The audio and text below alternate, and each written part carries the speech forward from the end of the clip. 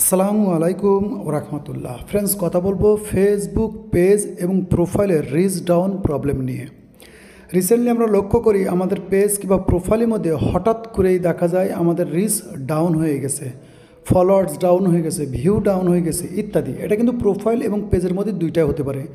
তো এইখানে যদি লক্ষ্য করেন, এটা একটা প্রোফাইল, অর্থাৎ আমার নিজের প্রোফাইল। ওকে, তো রিচগুলো ডাউন হয়ে গেলে আমরা বুঝতে পারি কি এখানে পার্সেন্টেজ কমে যায়। ওকে, পার্সেন্টেজ কমে যায়, তার মানে এখানে লাল একটা চিহ্ন চলে আসে, আমরা বুঝতে পারি যে আমাদের আইডি কিংবা পেজের রিচ ডাউন হয়ে গেছে। সেম সিস্টেমে আমি যদি আমার একটা পেজের মধ্যে যাই, সেখানেও আপনি লক্ষ্য করবেন সেখানেও কিন্তু রিচ ডাউন। তো এই রিচ ডাউন হওয়ার কারণটা কি, এটা আপনাকে আগে সর্বপ্রথম বুঝতে হবে। এটার বোঝার জন্য কিন্তু দুইটা বিষয় খেয়াল রাখতে হবে। একটা হচ্ছে আপনার অ্যাক্টিভিটির ওপরে, সেটাও হতে পারে, আবার হতে পারে আপনার আনঅ্যাক্টিভিটির হতে পারে। যেটা বলতে পারেন যে এক ধরনের আমরা যদি অনেক দিন আমাদের ফেসবুক পেজ কিংবা প্রোফাইলের মধ্যে অ্যাক্টিভ না থাকি, অর্থাৎ লাইক কমেন্ট করলাম না, পোস্ট করলাম না, অ্যাক্টিভ হলাম না, সেক্ষেত্রেও কিন্তু আপনার অনেকেই জানেন যে ফেসবুকের মধ্যে আপনার 2 মাস পর পর আপনার ওয়াচ টাইম ভিউগুলো মাইনাস হয়ে যায়, এটা জানেন। তো এখন হয় কি যে আপনি অনেক দিন আপনার ফেসবুক প্রোফাইল কিংবা পেজের মধ্যে অ্যাক্টিভ নেই, যার কারণে কিন্তু রিচ ডাউন হয়েছে। আরেকটা হতে পারে যে আপনি স্প্যাম করেছেন কিংবা ফেসবুকের যে রুলস রেগুলেশন আছে সেইগুলো না মেনেও কিন্তু আপনি কাজ করেছেন, যার কারণে কিন্তু ফেসবুক রিচ ডাউন করে দেয়। আর একটা হচ্ছে অটোমেটিকলি রিচ ডাউন হয়ে যায়, যেটা আপনার অ্যাক্টিভিটিটা হতে পারে। তো এখন বলবেন যে ভাই আমি রেগুলার অ্যাক্টিভ আছি তারপরে রিচ ডাউন, তাহলে আমি কীভাবে বুঝবো? তাই সর্বপ্রথম বোঝার জন্য আপনাকে 3 ডটে ক্লিক করে সর্বপ্রথম হেল্প অ্যান্ড সাপোর্ট আসবেন, এর সাপোর্ট ইনবক্সে আসবেন। সাপোর্ট ইনবক্সে আসার পরে এই যে ইউআর অ্যালার্ট আছে, এইটা চেক করবেন যে এখানে কোনো আপনার ফেসবুক তরফ থেকে কোনো মেসেজ দেওয়া হয়েছে কিনা। যদি দেখেন এখানে মেসেজ, তো এই মেসেজগুলো কী টাইপের মেসেজ সেটা আপনার দেখতে হবে, যে এখানে কোনো স্প্যাম কিংবা ভায়োলেশনের কোনো মেসেজ আছে কিনা। এখানে যে মেসেজগুলো দেখতেছেন সেটা হচ্ছে অন্যের মিউজিকের কারণে কিন্তু এখানে কপিরাইট ক্লেমের মেসেজ আছে, অর্থাৎ এগুলো যদি দেখেন এগুলো অন্যের ভিডিও ব্যবহার করার কারণে, যেহেতু পেজটা কপিরাইট কন্টেন্টের, তো এখানে যে ভিডিওগুলো ব্যবহার করেছে সেই ভিডিওর মধ্যে যে মিউজিকটা আছে, আপনারা অনেকে জানেন যে ফেসবুকের যে মিউজিকগুলো আছে সকল মিউজিক কিন্তু ফ্রি না, যতই কপিরাইট ফ্রি লেখা থাকুক না কেন।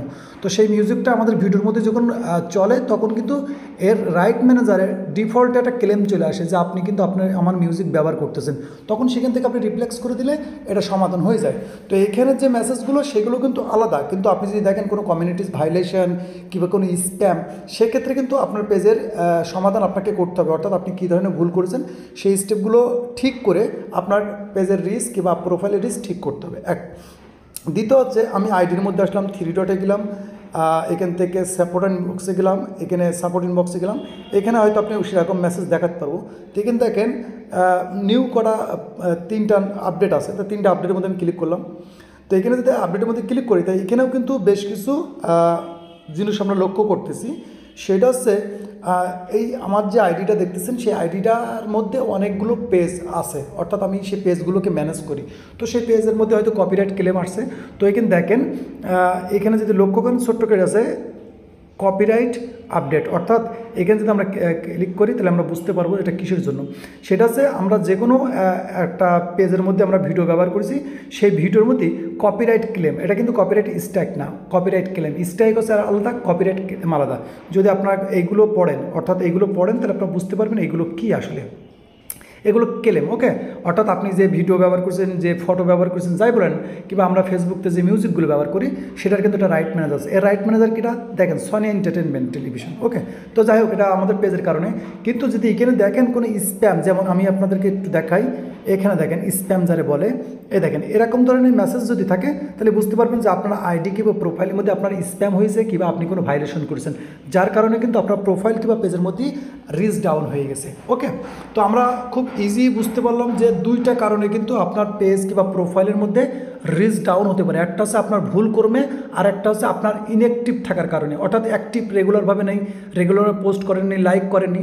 তো এখন বলবেন ভাই এর সমাধান কি? সমাধান হচ্ছে যদি আপনি ভুল করেন সেগুলো সমাধান করতে হবে সেই স্টেপে, অর্থাৎ যে ধরনের ভুল হবে সেটাকে আপনাকে সংশোধন করতে হবে, রেগুলারভাবে অ্যাক্টিভ থাকতে হবে, ফেসবুকের রুলস রেগুলেশন মেনে আপনাকে কাজ করতে হবে, আপনার পেজ প্রোফাইলের রিচ আবার গ্রো হয়ে যাবে। চেষ্টা করবেন যদি ভায়োলেশন হয়ে যায় তো আপনি সেগুলো সমাধান করার পরে আপনি পেজে কিংবা প্রোফাইলে আপনি একটু লাইভে আসবেন।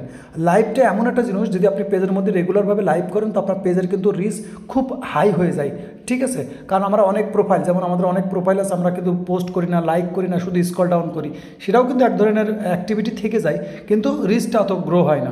কিন্তু যদি দেখেন যে আপনার পেজ কিংবা প্রোফাইলের মধ্যে রিচ ডাউন হয়ে যাচ্ছে, আপনি দেখে নেবেন যে আপনার আগে কোনো ভুল ত্রুটি আছে কিনা। যদি ভুল ত্রুটি থাকে সেটা সমাধান করবেন, করে আপনার পেজের মধ্যে 2 একটা লাইভ করার চেষ্টা করবেন, রেগুলারভাবে লাইভে আসার চেষ্টা করবেন, তাতে কী হবে, আপনার রিচটা আবার গ্রোথ হয়ে যাবে।